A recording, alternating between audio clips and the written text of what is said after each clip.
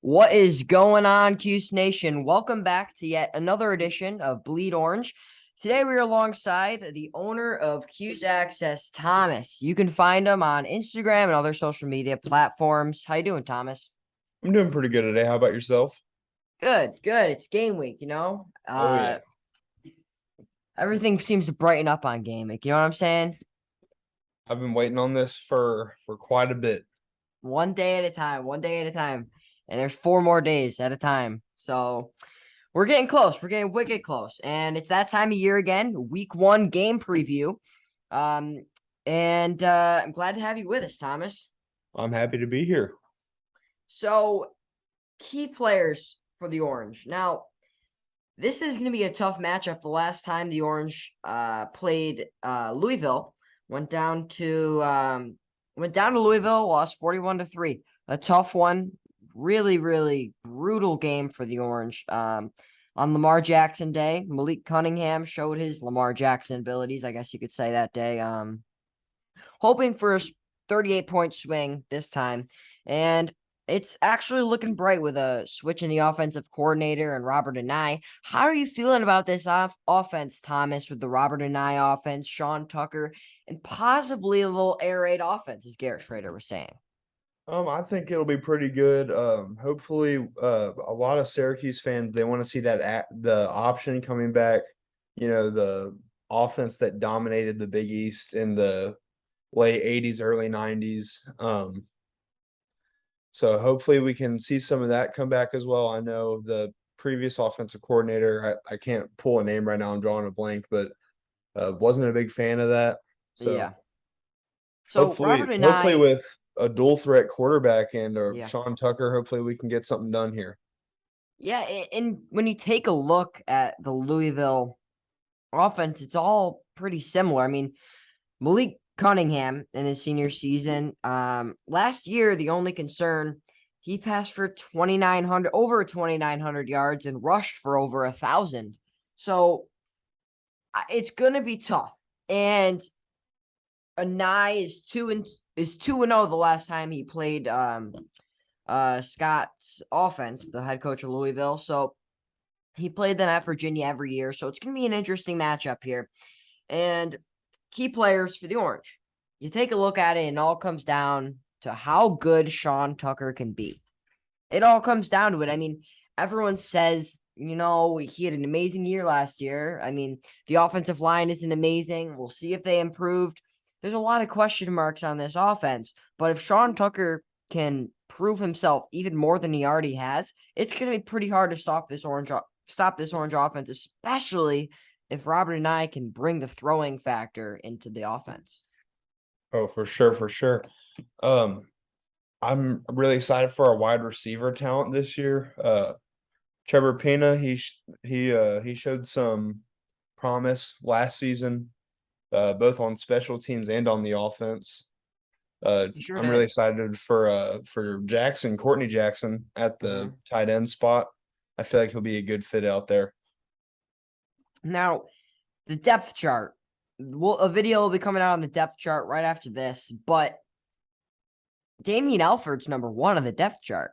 Uh, it certainly says something about how much improvement he's made, and I've seen it all along. And you're right, Trevor Pena. He is going to be a huge factor in this offense, almost like a Sean Riley. Remember Sean Riley? Oh yeah.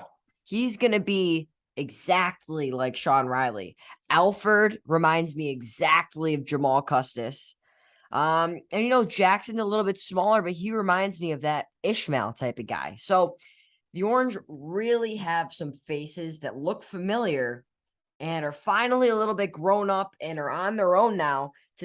Let's see how they can do. Let's see if we can replicate that 2018 magical season, because you know ever since that 2018 season, everyone was saying how the Orange are finally up on the upswing, but in reality they haven't had a good season since, and I truly believe this is the next good season. Yeah, hopefully so. I'm hoping for a 500 season right here. 500 is what Dino Babers needs, Mm-hmm. in my Yep. opinion, to get out of that hot seat, show that he has improvement. Yeah. By no means is this team going to go get 10 wins, but over 500 season would be perfect. And 6 wins in this year would be like getting 9 wins last year. Yeah. This schedule, Thomas, this schedule is brutal. You take a look, you got Louisville week 1, never play an ACC school week 1, but the Orange do. And then move on to UConn. What was supposed to be their only easy win besides Wagner. And they gave Utah State, the defending Mountain West champs, a tough time. You moved down on to week 3, you got Purdue. A surprisingly shocking, great team in the Big Ten last year. They're Big Ten good. Moving on to week 4, you got Wagner. After Wagner, if I'm not mistaken, no, after week 4, you have Virginia. Robert and I's last home. Tough game, ACC game. Moving into week 5, you got Wagner. And then after that, it's almost over for the Orange. They have 5 out of 7 of their last games are all ranked teams. Most under 20 ranked. So it's going to be really tough for the Syracuse team. And I believe the only way they're going to have a great season is if they start off wicked red hot this year. What do you think about that? I think that is the case here for the Orange. You got right before the bye week, 3 out of your 5 games are Power 5 teams. And then you have UConn, which is unexpectedly good this year, based off of their week 1 performance. And then there's Wagner going into the bye week, which it can be a good and a bad thing having that going into the bye week. Yeah, I almost wish it was the opposite. I wish we were playing Wagner after our bye week because we always end up somehow losing after our bye week. Baber's got to clean things up though, because if the Orange end up starting hot, and now hear me out, Thomas. It's far-fetched to say. It's not that far-fetched to say that the Orange can possibly start off 5-0. Oh yeah, it's not out of the picture at all. It is not out of the picture. And if that were the case, going into the bye week, going to play NC State, that's a critical game. In the Loud House, we win that game. Syracuse football is up and on the rise. 6-0. There's no bad season unless you lose the rest of your games, which by no means isn't possible. But going 6-0 to start the year would be fantastic. And that even playing close with NC State sends a message to the crowd, fan base, the community, and the nation as a whole that Syracuse football is back and they're up and on the rise. I just something that I have thought to look out for is just this team last year. Yes, 5-7 season, but 3 of those games were decided by 3 points. Oh yeah, at the very end of the game. Are you talking about the wins? Yes. Because the losses too. I mean, this team could have easily been a 3-win team, or they could have easily been an 8-win team last year. Yeah, they could have had 8 wins if we hit those field goals, and then 9 wins if the Rutgers play calling went a little differently. Syracuse would have been a top tier team last year, and I think that as we have retained most of this squad, I think that we're setting up for success right here. Now, I don't think that Rutgers game last year was coaching. Yeah, I mean, it was, and play calling, it was. But let's be honest, if Schrader started from the get-go, week 1, play 1, the Orange are 6-6 last year, guaranteed. Guaranteed. They could have easily had more.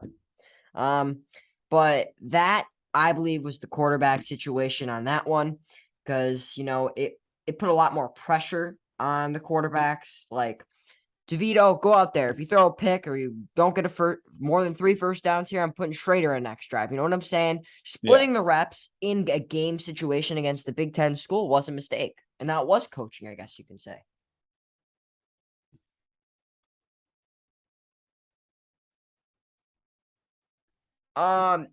Now, moving on down the chart, key players for the Orange, Garrett Schrader. huge key player in this one. He had a little over 1,400 passing yards last year. Not the greatest passer, about a 50% completion percentage. Awfully, awfully, awfully bad. And he's got to improve under Robert and I. And will he improve is the question. Thomas, do you think that Garrett Schrader will improve this year? Well, the kind of guy that Garrett Schrader is, like you listen to him in like interviews, like post game, just preseason stuff. He's a guy that's all about improvement. So Mm-hmm. I think he's definitely noticed that, from Dino, quarterback coach, offensive coordinator. He's definitely heard that several times that he needs to improve that. And I Mm-hmm. think that's what he's been primarily been focusing on this year. Oh, yeah, for sure.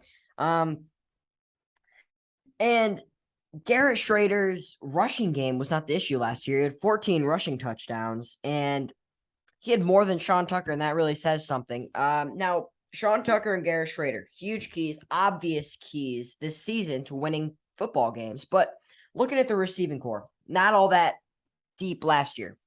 Number one on the depth chart, like we said, Damian Alford. I believe he'll be a huge key player in this one.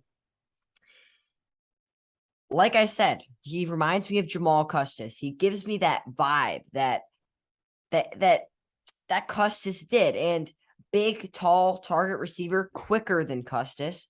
But this is the type of receiver that Garrett Schrader needs. He can almost put it in more spots than he could for Courtney Jackson on a deep ball, on a slot fade.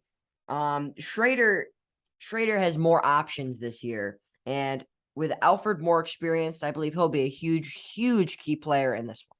What do you think? Yeah, I think Damian Alford could be a key player there. Like you said, he's tall, he's fast, he's physical. Uh, it worked in years past, like just like you said with Jamal Custis. That was Dungy's target receiver.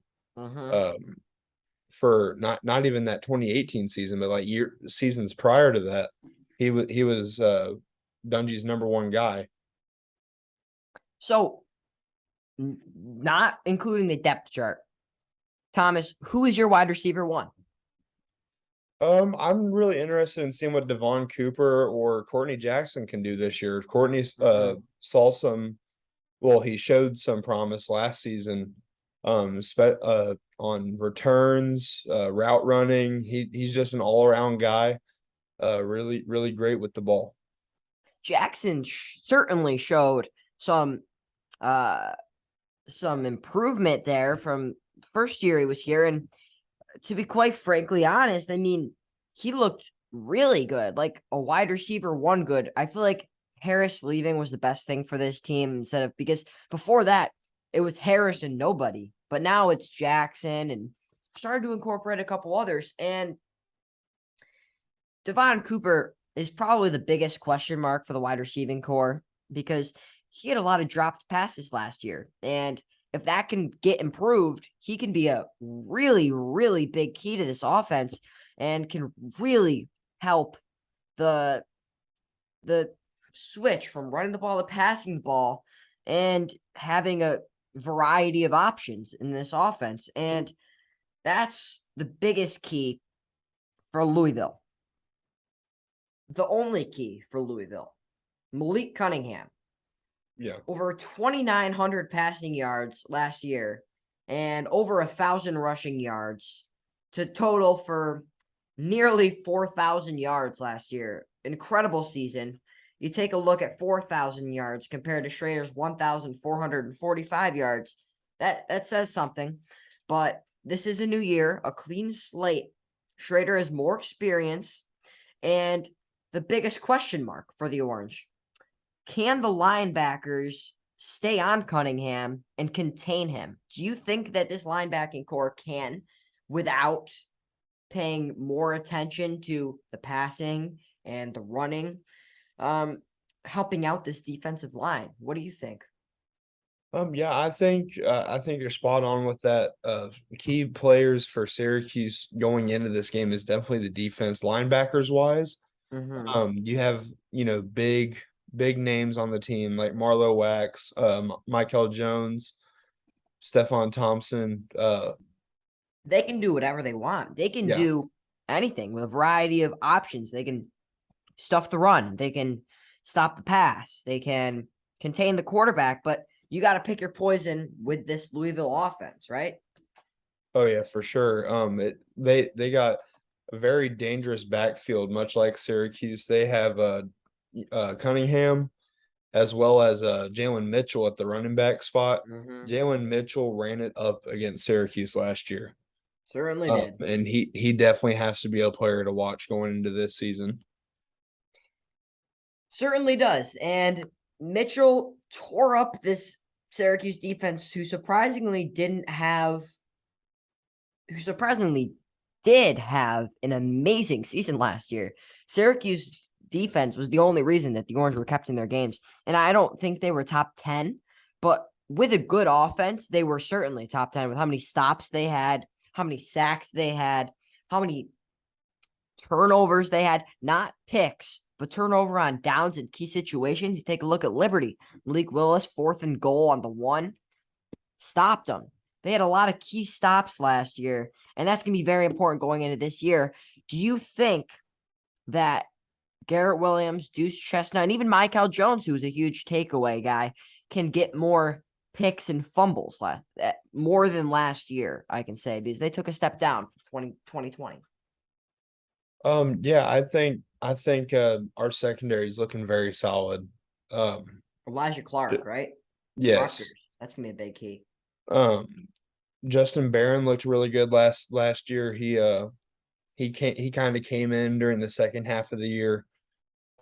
He showed a whole lot of promise. Deuce Chestnut. I was at the Ohio game when Syracuse played Ohio last year, and he was just electric. His first ever game for the Orange, true freshman, absolutely had a game that day. But yeah, I'm really interested in the defense just because you did lose some players on the D line, namely Josh Black. You did. Yeah. And the last key player on this list is Caleb Obachekwu. He's the biggest question mark on this team. Is he going to be the leader? Is he going to be the next Cody Roscoe? Is he going to be the next Josh Black? Is he going to be the next Kingsley Jonathan? Yeah, He's got to step up. Yeah, he definitely has to step up, take control of these guys, keep them under control. Really does. We saw some plays out of Terry Lockett last year. He's doing really good.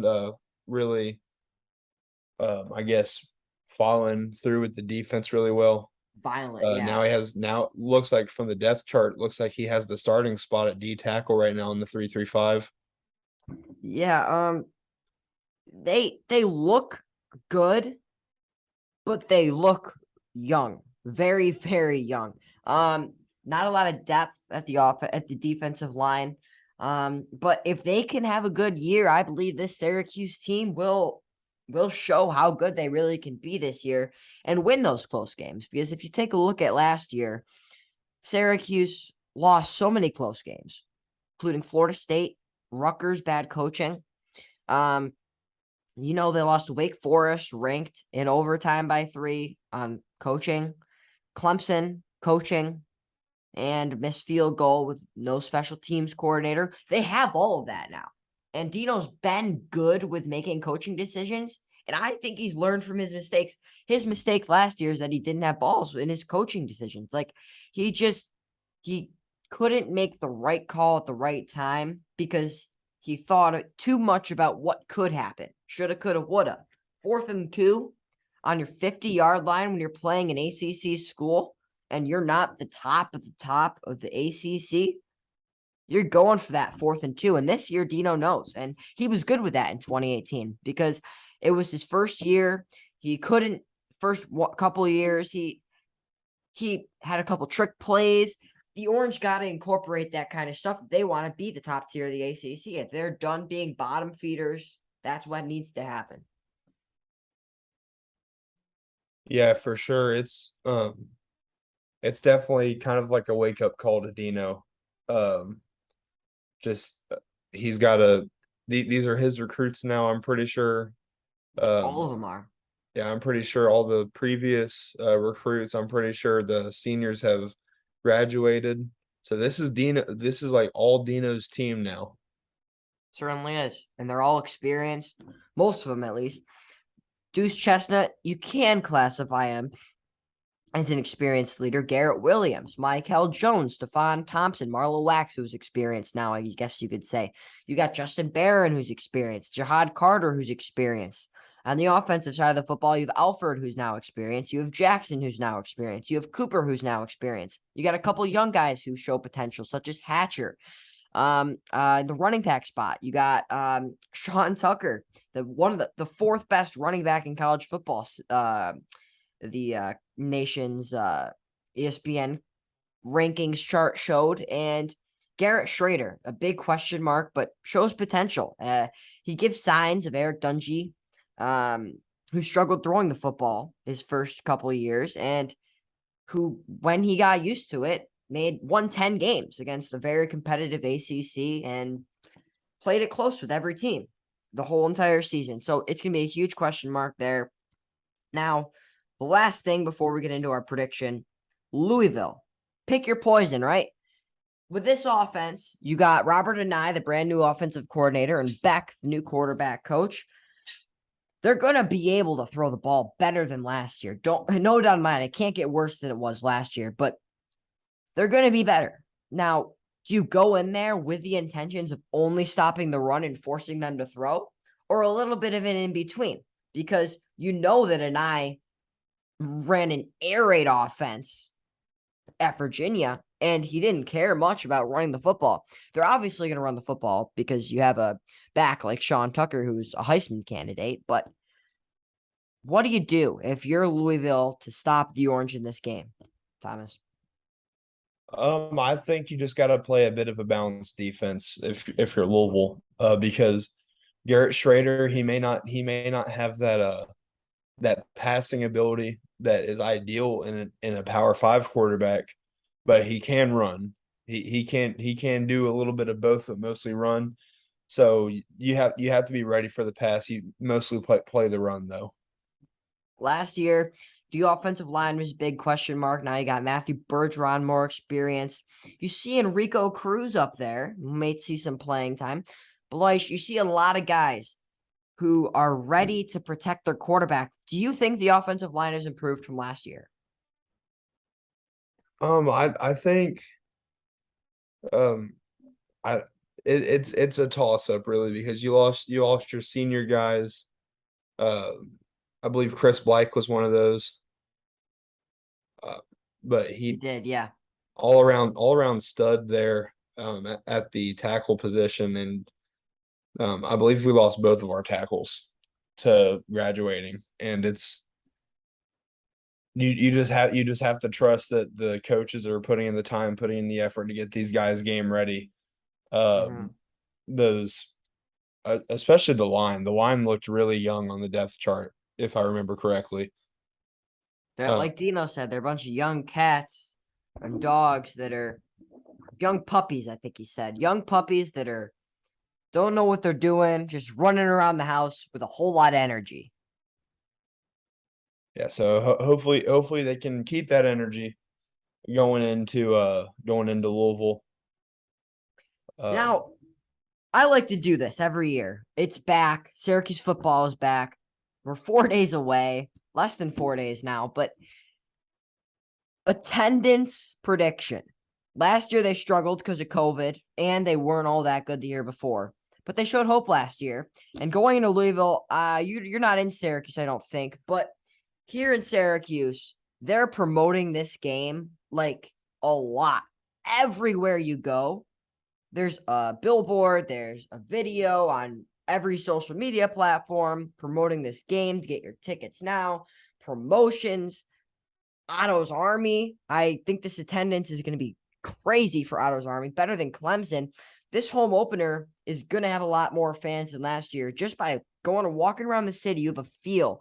Everyone's wearing their Syracuse football merch. Everyone's got their Sean Tucker shirts. Everyone's ready for game day here in Syracuse. And quite frankly, this is going to be the most anticipated home schedule in recent history.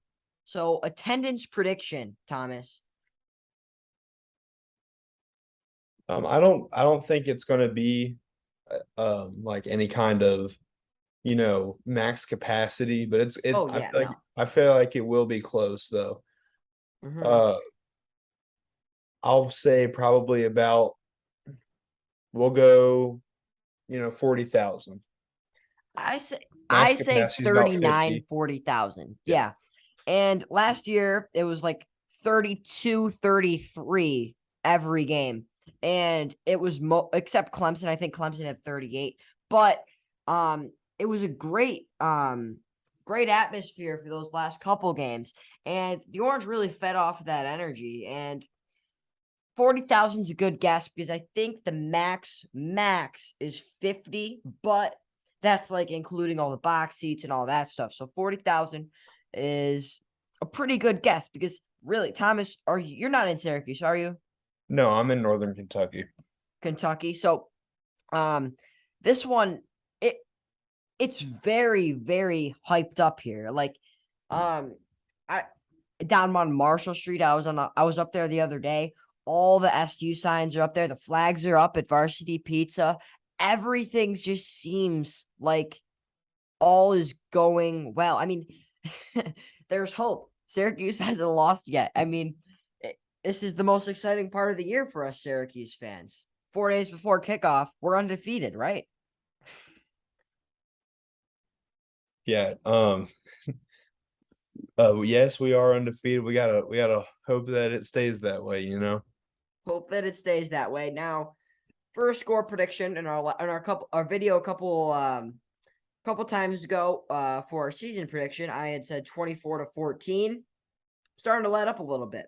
I have the Orange taking down Louisville barely, and whoever gets the ball last is going to win this game. I say the Orange get the ball last.